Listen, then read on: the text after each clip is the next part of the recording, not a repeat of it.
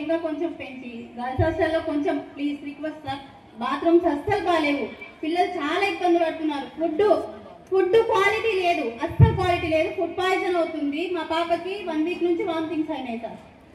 చెప్తే పట్టించుకోరు, తాగే వాటరు వాళ్ళు ఎప్పుడు కడిగింటారో ఎప్పుడు క్లీన్ చేసింటారో తెలియదు, అవే బోర్ వాటర్ అవే వాష్రూమ్కి వాడాలి, అవే తాగాలి, అవే పెట్టుకోవాలి పిల్లలు.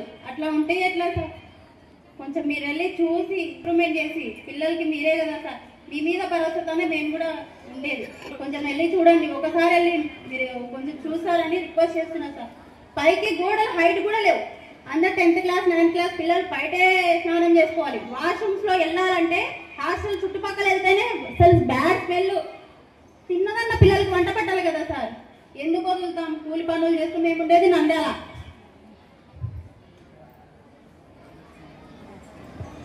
ఇచ్చేస్తా సార్, సిమెంట్ పని చేస్తాడు, ఇచ్చేస్తాను. ఇది వదిలిపెట్టి ఇంటికి పని పోతాను. వాడు ఎప్పుడు వచ్చినా ఇంటికి వచ్చినాడు, ఏం రా అంటే నాన్న అన్నం సమంగా బాగాలేదు, అలా వాచిపోయిన ఎవరు లేరు, నువ్వు వచ్చేస్తున్నాము తినే సమంగా అన్నట్టున్నా సార్. ఏమనుకోలేదు సార్, చెప్తున్నాను అర్థం చేసుకోండి ప్లీజ్ సార్. పిల్లలు ఏమంటే పక్కన విజయపాలేరు వాళ్ళ ఆటోలు అన్నీ దొరుకుతున్నాయి సార్. ఇది ఒక్కడు కొంచెం ఎక్కువ చూడండి సార్, ఏమన్నా తప్పుకున్నారండి క్షమించండి సార్.